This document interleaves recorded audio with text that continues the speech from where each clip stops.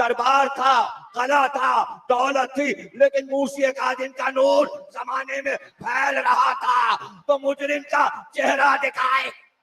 جب تک یہ بیٹھے ہوئے ہیں علم کی روشنی پھیل رہی ہے، علم کی روشنی پھیل رہی ہے. پہلے مہدی نے گرفتار کیا اپنے دور میں، قید میں رکھا. ہارون کا دور آیا، مہدی نے چھوڑ دیا تھا قید سے، لیکن جب ہارون نے قید کیا تو پھر قید سے نہیں چھوٹے. یہ کہہ کر چلے کہ اب ہم واپس نہیں آئیں گے، اب ہم واپس نہیں آئیں گے. یہ وہ دور ہے کہ کوئی بھی سید زادہ گھر سے نکلتا ہے تو ماں سے کہہ کے جاتا ہے. دیکھیے یہ رسم ہے پرانی ایک. اللہ اکبر، یاد آ گئی مجھے، کتابوں میں لکھی ہے، لغت میں لکھی ہے. جب کسی ماں کا بیٹا رخصت ہوتا ہے تو ماں ایک جملہ کہتی ہے. اللہ، کلیجہ کٹا جا رہا ہے. جملہ کہنے سے پہلے ماں کہتی ہے بیٹا جیسے پوچھ دکھائی ہے اسی طرح چہرہ دکھانا. سب سے زیادہ یہ جملہ کہاں مشہور ہوا آپ کو پتا ہے؟ ام لیلہ نے کہا تھا. علی اکبر جیسے پوچھ دکھائی ہے چہرہ بھی دکھانا.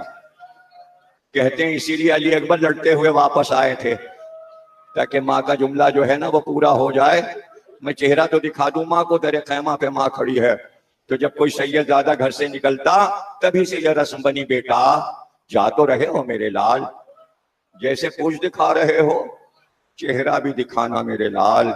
سید زادہ حسنی تھا. امام حسن کی اولاد سے عباسیوں کو بڑی دشمنی تھی.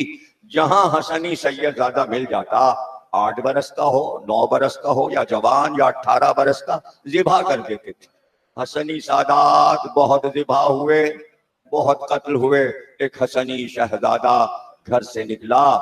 ماں نے کہا بیٹا جیسے پوچھ دکھائی ہے چہرہ بھی دکھانا. میں انتظار کروں گی. لیکن منصور دعانے کی قلعہ بنوا رہا تھا بغداد کا، اور اس نے اعلان کیا تھا کہ بنیادوں میں سیدوں کا لہو ڈالو. گارا جو بنایا جائے اس گارے میں سید کا خون گلا کاٹ کر وہیں اس کی مٹی میں خون ڈال کے پھر اینٹوں کو اٹھایا جائے. تو بڑے بڑے شعر اس پہ کہے گئے کہ بغداد کے قلعے سیدوں کے خون سے گارے اور بنیادیں بنائی گئی. عجیب رسم رکھی گئی تھی. دیواروں میں چن لیا جاتا تھا. ایک سید زادہ 8-9 برس کا پکڑ لیا اور لے گئے درباری. مستری کام کر رہا تھا، دیواریں اٹھ رہی تھی، کہ اسے چن لو. بادشاہ کا حکم آیا اسے دیواروں میں چن لو. بیٹے کو پکڑ کے، ابھی بہت دیر ہے، ابھی مصائب میں 20 منٹ پڑھوں گا امام موسی کاظم کے مصائب. بار میں چننے لگے، اینٹوں پہ اینٹ رکھی گئی، یہاں تک دیوار اٹھ گئی. دیکھیں مزدور گارا لگا کے اینٹیں رکھ رہے ہیں، خاموشی سے روتے جا رہے ہیں. حسین خوبصورت حسنی شہزادہ امام حسن کی اولاد رو رہے ہیں. زلفیں شہزادے کی ہوا میں اڑ رہی، ہوا سے ہل رہی. ادھر سے ایک مسافر جا رہا تھا اپنے اونٹ پر سوار. شہزادے نے پکار کے کہا مسافر، ہم پہچان گئے تو مسافر ہے. اگر تیرا جانا مدینے ہو تو محلے بنی ہاشم چلے جانا، وہاں میری ماں رہتی ہے. اس سے کہہ دینا اب بیٹے کا انتظار نہ کرنا، اب واپس نہیں آئے گا. جزاک اللہ. تم سلامت رہو. گریہ کرنے والوں یہی وقت ہے کہ دعا کرو. سب کے لیے، اپنے لیے دعا کرو باب الحوائج سے. سید زادے نے کیا کہا؟ محلے بنی ہاشم چلے جانا، میری ماں سے کہنا بیٹا واپس نہیں آئے گا، اب انتظار نہ کرنا. چلتا ہوا مسافر رک گیا. کہنے لگا شہزادے محلے بنی ہاشم تو پوچھ کر چلا جاؤں گا، لیکن یہ بتائیے کہ میں آپ کی ماں کا گھر کیسے پہچانوں گا؟ تو محلے بنی ہاشم کی گلیوں میں چکر لگانا، جس گھر سے مسلسل ایک بی بی کے رونے کی آواز آ رہی ہو وہیں رک جانا. میری ماں رات بھر روتی ہے، انتظار میں دن بھر روتی ہے، وہی میری ماں ہے. اس سے کہنا بیٹا واپس نہیں آئے گا. شہزادہ دیوار میں چن دیا گیا. اب میں کیا کیا وقت ہوتا، اس کے لیے تو پورا اشرہ چاہیے موسی کاظم کے لیے کہ آپ کے بیٹوں کو کہاں کہاں قتل کیا گیا، کہاں کہاں جنگ ہوئی، اس لیے کہ ایران کا پورا سفر ہے امام کے بیٹوں کا۔ جب امام رضا ایران گئے تو معصوم قم جب روانہ ہوئی بھائی کے پاس جانے کے لیے تو 7 بھائی بہن کو لے کر چلے تھے، جس میں جعفر بن موسی کاظم بھی ہیں، احمد بن موسی کاظم بھی ہیں، عمران بن موسی کاظم بھی ہیں۔ یہ سارے بھائی شہید ہوئے ہیں، جنگ ہوئی ہے، راستوں میں لڑائیاں ہوئی ہیں، بہادری سے لڑے بھی ہیں اور شہید بھی ہوئے ہیں۔ کہاں کہاں فاطمہ کے جگر کے ٹکڑے کیسے کیسے بکھر گئے، کہاں کہاں قبریں بن گئیں۔ مگر جیسا کہ کل پڑھا کہ ایک بیٹا قاسم بابا کو ڈھونڈنے نکلا تھا، جب سے گھر سے قیدی بنا کے لے جائے گئے تھے تو سپاہیوں سے کہا تھا ایک بار مجھے اپنے جد رسول اللہ کی قبر پر جا کر زیارت تو کر لینے دو۔ آپ کو پتا ہے کہ کس کس طرح زبان سے اذیت پہنچائی جاتی تھی۔ ہارون آیا رسول اللہ کی قبر پر اور امام کو بھی بلوایا، امام آ کے کھڑے ہو گئے، امام کے سامنے ہارون کہتا ہے اے میرے چچا زاد بھائی محمد تم پر سلام، اے میرے چچا زاد بھائی محمد تم پر سلام، ہارون کہتا ہے۔ تو امام نے فرمایا اے میرے جد رسول خدا آپ پر سلام۔ وہ کیا کہہ رہا ہے چچا زاد بھائی؟ موسی کاظم کیا کہہ رہے ہیں؟ میرے جد آپ پر سلام، میرے باپ آپ پر سلام۔ کہتا ہے آپ جد کیوں کہہ رہے ہیں، آپ باپ کیوں کہہ رہے ہیں، آپ تو بیٹی کے بیٹے ہیں۔ تو آپ نے فرمایا قرآن میں ابناکم پڑھا ہے تو نے، جب اللہ حسن اور حسین کو محمد کا بیٹا کہتے تو پھر سارے امام بیٹے ہیں رسول اللہ کے۔ ہارون خاموش ہو گیا، لیکن یہیں سے دل میں کینہ بیٹھ گیا۔ جاتے ہی حکم دیا موسی کاظم کو گرفتار کر لو۔ جب آپ کو قیدی بنایا گیا، ہتکڑیاں پہنائی جا چکی تھی، اسی عالم میں رسول اللہ کی قبر پہ گئے۔ یہ پہلا امام ہے جو رسول اللہ کی قبر پر ہتکڑیاں پہنے ہوئے آ۔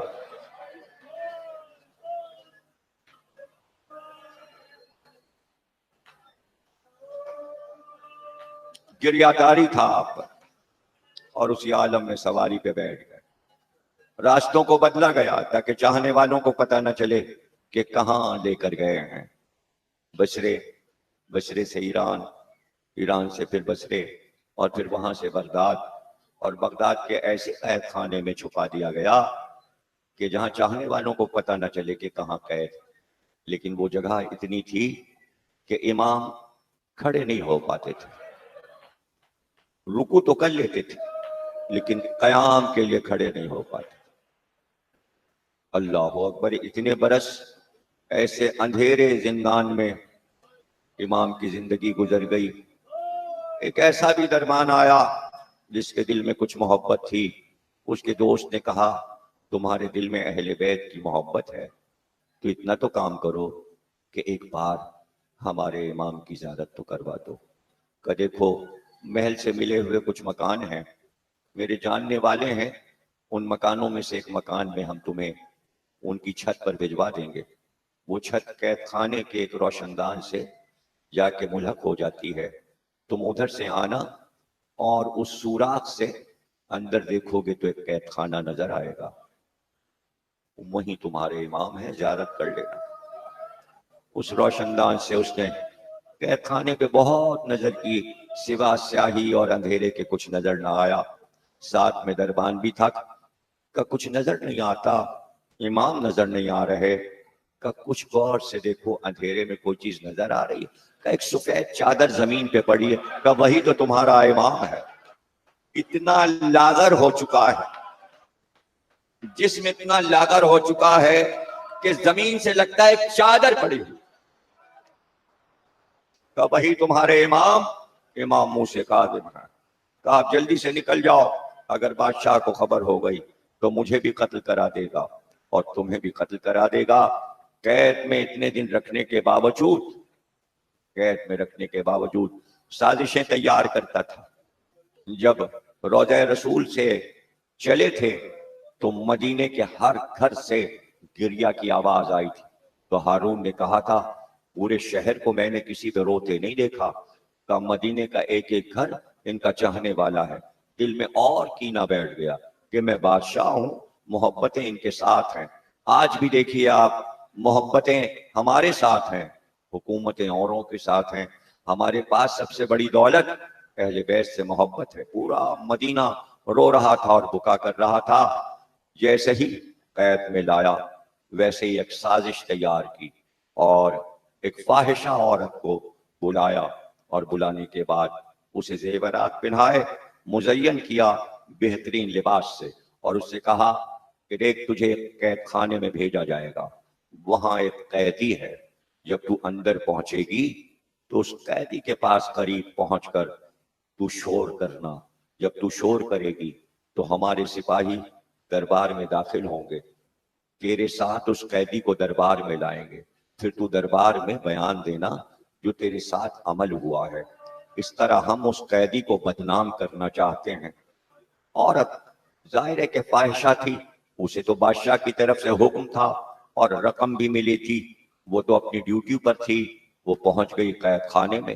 لیکن جب قید خانے میں پہنچی تو اس نے منظر یہ دیکھا کہ وہ قیدی تو سجدے میں پڑا ہوا ہے، وہ کبھی دائیں گئی اور کبھی بائیں گئی، کبھی سامنے گئی۔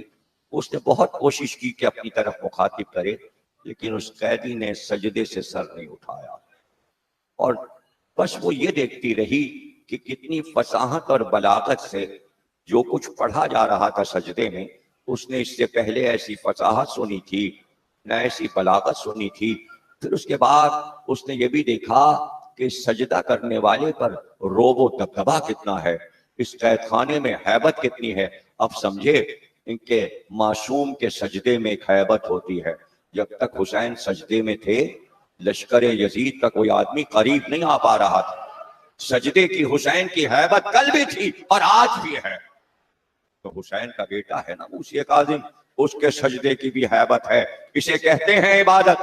کچھ دیر کے بعد اس کے اوپر لرزہ طاری ہوا اور کچھ ایسا دعاؤں کا اور تکبیروں کا اثر ہوا کہ وہ خود بھی سجدے میں گر گئی اور سجدے میں پڑھ کے رونے لگی، اور جو کلمات وہ سن رہی تھی وہ سجدے میں دہراتی جاتی تھی اور روتی جاتی تھی۔ جب بہت دیر ہو گئی اور ہارون نے دیکھا کہ دربار پورا موجود ہے اور سارے سپاہی موجود ہیں، لیکن قید خانے سے عورت کی کوئی آواز چیخنے کی نہیں آتی، تو دروازہ کھول کر سپاہیوں کے ساتھ خود داخل ہوا۔ لیکن منظر یہ دیکھا کہ قیدی تو سجدے میں ہے، قریبی ہی وہ عورت بھی سجدے میں پڑی رو رہی ہے اور فریاد کر رہی ہے۔ بازو پکڑ کے اسے کھینچا گیا، کھینچتے ہوئے دربار میں لائے تو وہ دھارم دھار رو رہی تھی۔ ہارون نے کہا تجھے کس کام کے لیے بھیجا تھا، یہ تو سجدے میں کیوں گر گئی؟ کہ اس سے پہلے نہ کسی عبادت گزار کو دیکھا تھا، نہ عبادت کا مزہ پتا تھا، نہ سجدے کا مفہوم معلوم تھا۔ اس قیدی نے مجھے اللہ کی توحید سکھا دی، عبادت کا لطف سکھا دیا، سجدے کا مزہ بتا دیا، دعائیں کیا ہوتی ہیں، فصاحت و بلاغت کیا ہے، کہ میں خود سجدے میں گر گئی۔ اسے کہتے ہیں عصمت، اسے کہتے ہیں امامت۔ کہا تو تو نے وہ عمل کیوں نہ کیا جو تجھ سے کہا گیا تھا؟ کہ میں نے کوشش تو کی تھی، لیکن ایک بار میں نے منظر یہ دیکھا کہ وہ قید خانہ نہیں تھا، ایک شاندار باغ تھا جس میں پھول کھلے درخت تھے، فوارے چل رہے تھے، اور کئی سو خوبصورت عورتیں بالوں میں موتی پروئے ہوئے چاروں طرف باغ میں پھر رہی تھیں، اور وہ بار بار آ کے مجھ سے کہتی تھیں تو کیوں آئی ہے، تیرا یہاں کیا کام ہے؟ تجھے پتا ہے ہم جنت کی حوریں ہیں، یہ جنت کا حجرہ ہے، اللہ نے ہم کو معمور کیا ہے کہ جا کر موسی کاظم کی خدمت پر معمور ہو جاؤ۔ برسوں سے تو ہم آتے ہیں، یہ نظر اٹھا کر جنت کی حوروں کی طرف تو دیکھتا نہیں، تو تیری طرف یہ قیدی کیا دیکھے گا؟ آج تک ہم نے اسے سوا سجدے کے اور عبادت کے کرتے ہوئے کبھی کسی طرف نظر دوڑاتے نہیں دیکھا۔ ہم تو اس حسرت میں ہیں کہ کبھی یہ ہم کو بلائے اور ہم سے کہے کہ کوئی خدمت بتا لاؤ۔ جب جنت کی حوروں کی خدمت یہ نہیں لیتا تو تیری حقیقت کیا ہے؟ تو دنیا کی ایک فاحشہ عورت، چلی جا یہاں سے۔ اس لیے میں سجدے میں گر گئی، اس لیے کہ جنت کا نظارہ میں نے اپنے نگاہوں سے دیکھا، میں نے حوروں کو دیکھا۔ ارے بھائی، زلیخا نے دامن پکڑ لیا تھا یوسف کا، تو یوسف بھاگے تھے اپنے کو بچانے کے لیے، لیکن زلیخا رہی، فاحشہ رہی، اور وہ بھاگ گئے، اپنے کو بچا گئے۔ اسے کہتے ہیں امامت، کہ یہاں بچانے کا تو کوئی مسئلہ ہی نہیں، اس لیے کہ صاحب عصمت پر کوئی حملہ کر ہی نہیں سکتا، اس لیے کہ وہ معصوم ہے۔ لیکن اگر گنہگار آس پاس آ جائے تو اس کو بھی عبادت گزار بنا دیتا ہے، یہ امامت کی شان ہے۔ یوسف اپنے کو تو بچا گئے، لیکن زلیخا کو مسلمان نہیں کر سکے، زلیخا کو عبادت گزار نہیں بنا سکے۔ لیکن ہمارے ائمہ، اللہ اکبر، امام حسن سجدہ کر رہے تھے اور میدان تھا مدائن کا، سجدے میں تھے، ایک عورت سامنے آ کے کھڑی ہو گئی۔ امام حسن جیسے ہی سجدے سے اٹھے، عورت پہ نظر پڑی، ایک بار امام حسن رونے لگے، گریہ کرنے لگے، اتنا گریہ کیا کہ وہ سامنے جو عورت بیٹھی تھی وہ بھی گریہ کرنے لگی، اور روتے روتے اٹھ کے چلی گئی، روتے روتے اٹھ کے چلی گئی۔ رات کو امام حسن علیہ السلام سوئے تو دیکھا خواب میں حضرت یوسف کھڑے ہوئے ہیں اور رو رہے ہیں۔ امام حسن نے پوچھا، آپ گریہ کیوں کر رہے ہیں؟ کہا، ہم گریہ اس لیے کر رہے ہیں کہ ہم سے زیادہ حسن اللہ نے محمد کی اولاد کو عطا کیا، ہم نے اپنے حسن کے ذریعے اپنی نبوت کو بچایا، ہم زلیخا سے بچا تو گئے، لیکن آپ نے جس طرح گریہ کیا، اللہ اکبر۔ اور یوسف تو بس قید میں یہی کہتے تھے، پروردگار کب مجھے اس قید سے نکالے گا؟ لیکن امام موسی کاظم قید میں ہر وقت یہ دعا پڑھتے، تو نے مجھے قید میں بھیج دیا، تیرا شکر ہے، ایک عبادت کا گوشہ مل گیا، اب یہاں دنیا نہیں ہے، بس میں ہوں اور تیرا ذکر ہے، میں ہوں اور تیرا ذکر ہے۔ بھائی یہی تو توحید ہے نا، اسی کو تو توحید کہتے ہیں۔ تو ائمہ کی توحید ہم پڑھتے ہیں، اس کے بعد نصیری کا الزام، یہ کیا مانی؟ اس کی کیا مانی؟ یہ کیسی بات ہے؟ اور بھئی توحید انہی 14 نے سمجھائی، وہی ہم سمجھاتے ہیں۔ تو کیا ہم نصیری کا ذکر کر رہے ہیں کہ نصیری علی کو اللہ کہتا ہے؟ ہم تو ہر امام کی زبان یہ بتاتے ہیں اللہ تو وہی ایک ہے جس نے یہ دنیا بنائی، اور اسی کا پرچار کرتے تھے 14 معصوم۔ یہ حرکتیں اگر نہیں چھوڑیں گے آپ، تو مجھے تو یہ ڈر لگا ہوا ہے کہ ہم لوگ تو نصیری نہیں ہوئے، نصیری کا رٹا لگاتے لگاتے کہیں آپ لوگ خود نصیری نہ ہو جائیں۔ میں ڈر رہا ہوں آپ کا ایمان نہ خراب ہو جائے۔ اس لیے مجلسوں کو غور سے سنیے کہ مجلسیں صرف توحید پر پڑھی جاتی ہیں۔ آج میں موسی کاظم کی زبانی توحید سمجھا رہا ہوں کہ اس قید خانے میں صرف یہ دعا، پروردگار تو نے قید تنہائی دے دیا، جہاں دنیا نہیں ہے، صرف میں ہوں اور تو ہے، اور میں تیرا شکر ادا کرتا ہوں۔ کبھی یہ نہیں کہا کہ مجھے قید سے آزاد کر دے۔ دیکھیے نہ سید سجاد نے قید خانے میں کہا کہ مجھے قید سے آزاد کر دے، نہ موسی کاظم نے کہا، نہ بعد میں محمد تقی نے کہا، نہ علی نقی نے کہا، نہ حسن عسکری نے کہا۔ اس کے معنی یہ کہ اگر قدرت چاہتی ہے کہ قید میں رہو تو اسی پر شکر ہے۔ تو قید میں رہ کر قید خانے کو عزت دار بنا دیا موسی کاظم نے، اور اب قید میں ہیں، اور وہ صبر ہے کہ جہاں کاظمین الغیظ کا خطاب مل رہا ہے کہ یہ تو کاظم ہیں، قرآن نے کاظم کہا، یہ غیظ اور غصے کو ضبط کرتے ہیں۔ امام موسی کاظم کو خطاب اللہ نے کاظم کا دیا، لفظ کاظم قرآن میں آیا ہے، امام کا خطاب اللہ نے اپنے نبی پہ اتارا، کس طرح ضبط کرتے ہیں۔ آپ دیکھیے یہ سارے مقامات غصے کے ہیں۔ ایک بار کہتا ہے کہ اب ان کی زندگی کا خاتمہ کر دینا چاہیے جبکہ قید میں ہیں، کئی بار کوشش کی لیکن جب بھی کسی کو بھیجا واپس آ گیا۔ نہیں، ہم کو تو اس قیدی پر رحم آتا ہے، بادشاہ ہم سے تلوار نہیں اٹھے گی، ہم نہیں مار سکتے، اس کی حالت نہیں دیکھی جاتی، وہ تو جب ہم جاتے ہیں اللہ کا ذکر کر رہا ہوتا ہے، ہم کس جرم پر اسے قتل کر دیں؟ وہ تو دعائیں پڑھتا ہوتا ہے یا نماز میں مشغول ہوتا ہے، ہم قتل نہیں کریں گے۔ ہارون نے اپنے درباریوں کو بلایا، مشورہ کیا اور کہا ایسی قوم کے لوگ بلاؤ جو ان کو پہچانتے نہ ہو اور ان کے ذریعے قتل کراؤ۔ کہا ایسا کرو، افریقہ کے گنجان جنگلوں میں جہاں تمدن نہیں ہے وہاں سے حبشیوں کو پکڑ کر لاؤ، 100 حبشیوں کو لاؤ، انہیں تلوار چلانا سکھاؤ، اور پھر ہم ان سے کہیں گے کہ ایک قیدی قید خانے میں قید ہے، جاؤ اس کو جا کر قتل کر دو۔ حبشی بلائے گئے، ان کو روز شراب پلائی جاتی، اس کے بعد ایک لکڑی کا تختہ رکھ دیا جاتا، اس پہ سفید چادر ڈال دی جاتی اور ان سے کہا جاتا اپنی تلواروں کو اس سفید چادر پر مارو۔ وہ 100 کے 100 اپنی تلواریں اٹھاتے اور اس لکڑی کے تختے پر مشق کرتے تھے۔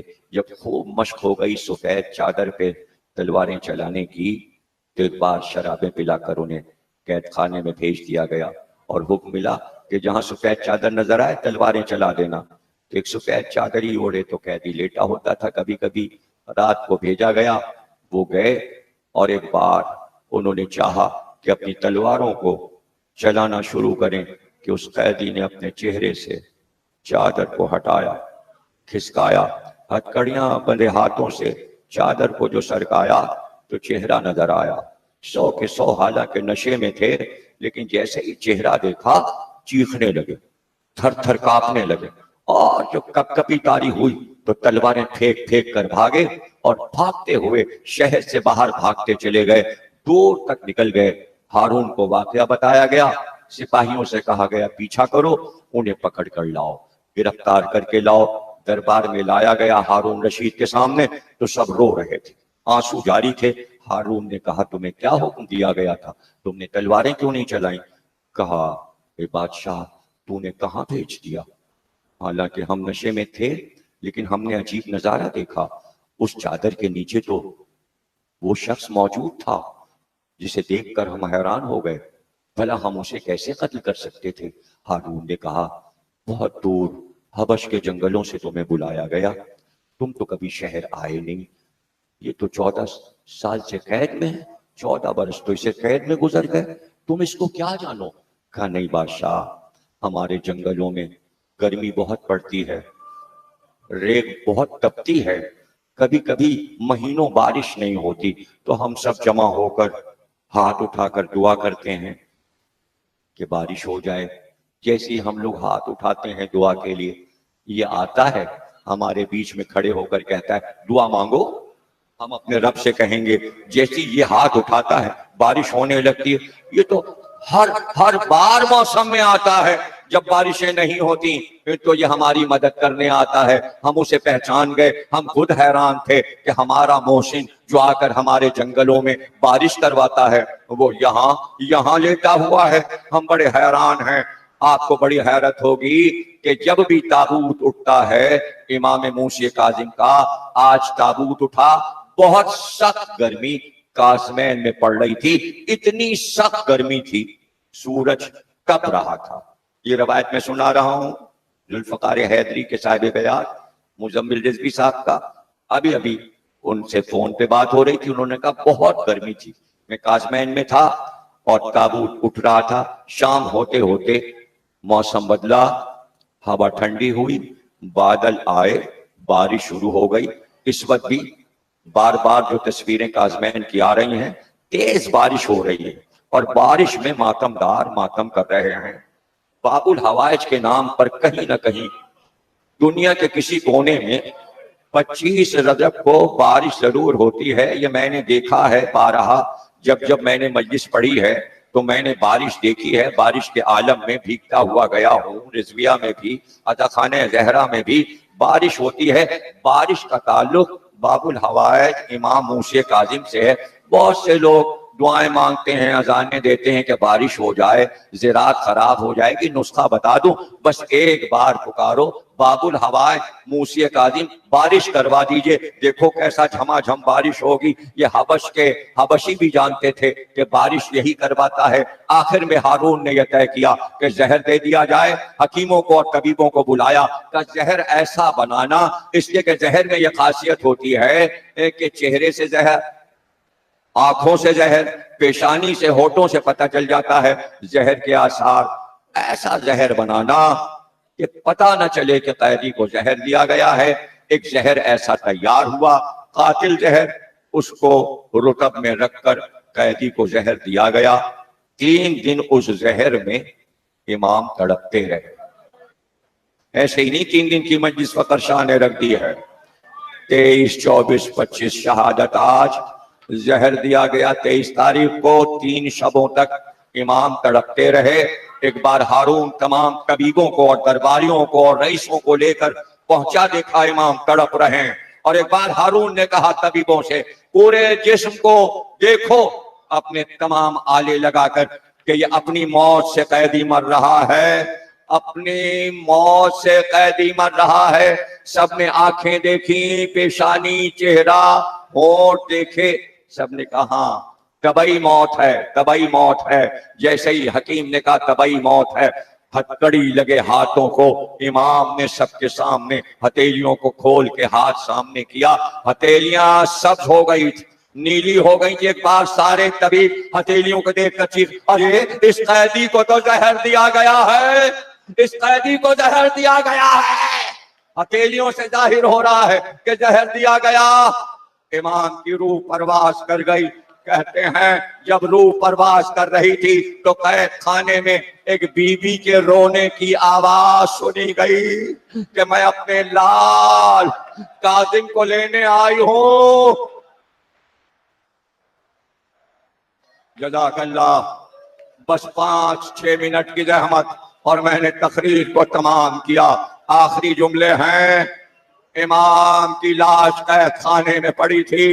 एक लकड़ी का तख्ता लाया गया और बाजार से 4 मजदूर और कुली बुलाए गए और उनसे कहा गया कि इस लाश को लकड़ी के तख्ते पे डालकर कांधों पर उठाकर ले जाओ और बगदाद के दजला के पुल पर जसरे बगदाद पर लाश को फेंकाओ और जब लेकर जाना बाजार से बगदाद के जाना तो पुकारते हुए जाना, अल्लाह अकबर। नाज़ियों के इमाम का जनाजा है और रजीलों के इमाम का जनाजा है, जलीलों के इमाम का जनाजा है। इस तरह 4 आदमी इमाम का लाशा लेकर जसरे बगदाद पर लाश को डाल के आ गए। आधी रात थी, लाशा पड़ा था, लेकिन जब देहातों के लोग, गांव के लोग अपनी बैलगाड़ियों पर सब्जी मंडी का सामान लेकर बगदाद की तरफ बेचने आते तो गांव से सब्जियां लेकर आते तो उसी पुल से गुजरा करते थे। सुबह का वक्त था, 4 बज रहे थे। एक बार काफिला पहुंचा, चलती हुई गाड़ियों के ऊंट रुक गए, बैल रुक गए, घोड़े गाड़ियां रुक गई। सब बहुत परेशान हुए, अपने जानवरों को ताजियाने मारे कि ये आगे कदम क्यों नहीं बढ़ाते, लेकिन वो ताजियाने खाकर, कोड़े खाकर भी जानवर आगे नहीं बढ़ रहे थे। सब लोग उतरे सवारियों से और जानवरों के करीब आए, देखा तो हर जानवर की आंख से आंसू बह रहे थे, नाके भी रो रहे थे, घोड़े भी रो रहे थे, सब रो रहे थे। बड़े परेशान हुए कि ये जानवर रोते क्यों है, ऊपर पुल पर कोई हादसा हुआ है, जरा चलकर देखें। एक बार सब पहुंचे पुल पर, देखा एक लाश एक लकड़ी के तख्ते पर पड़ी है। हैरान होकर पूछने लगे जाने किसका लाशा है, लेकिन ये जानवर इस लाश से इतने मानूस कैसे हैं कि आगे नहीं बढ़ते। अभी हैरान परेशान सब, कभी वापस आते, कभी पुल पर जाते और एक दूसरे से पूछते किससे पता लगाएं ये लाशा किसका है, ये लाश किसकी है। ऐसे में बगदाद के एक महल्ले की तारीख गली में एक हद्दाद रहता था जो लोहे का काम करता था। तकरीर तमाम हो गई, उसके दरवाजे पर एक पर्दा ओढ़े हुए खातून, पर्दा पोश स्याह चादर में आधी रात दरवाजे पर आई, दरवाजे पे दस्तक दी। हद्दाद सो रहा था, आंखें मलता हुआ उठा, दरवाजा खोला, देखा एक खातून नकाब में स्याह चादर ओढ़े खड़ी है। हद्दाद बहुत परेशान हुआ, समझ गया कि आजकल मुल्क में सैदानियों पर बड़ी मुसीबतें पड़ती हैं। ये चादर जो ओढ़े है ये इससे सैदानी लग रही है, कभी भी आप कुछ परेशान है बयान करें, मैं आपकी क्या मदद कर सकता हूँ। आपने दरवाजा क्यों खटखटाया? कहा पहले मेरी बात सुन ले, मैं तुझसे ये पूछना चाहती हूँ कि इस साल तू करबला गया था, करबला गया था, हुसैन के रौदे पे गया था, 12 साल से तेरा बेटा नहीं हुआ था। इस साल तूने जाकर हुसैन के रौदे पे ये कहा कि अगर हुसैन मुझे बेटा मिलेगा तो मैं फातिमा के किसी बेटे की खिदमत करूंगी। तूने ये मन्नत मानी थी? कहा ये मन्नत तो मैंने जरी पे मानी थी। बीबी आपको कैसे पता कि मैं हुसैन की माँ हूँ, मैं फातिमा ज़हरा तेरे दरवाजे पे खड़ी हूँ। का बीबी मैं क्या कर सकता हूँ? का मेरा बेटा मूसिए का देख, مارا گیا، اس کا لاشا بغداد کے پل پر میرے ساتھ آ جا۔ حداد پیچھے پیچھے، بی بی لاشیں پہ آئی، کہا حداد اس کی ہتھکڑیاں، اس کا تو، ارے یہ قیدی مرنے کے بعد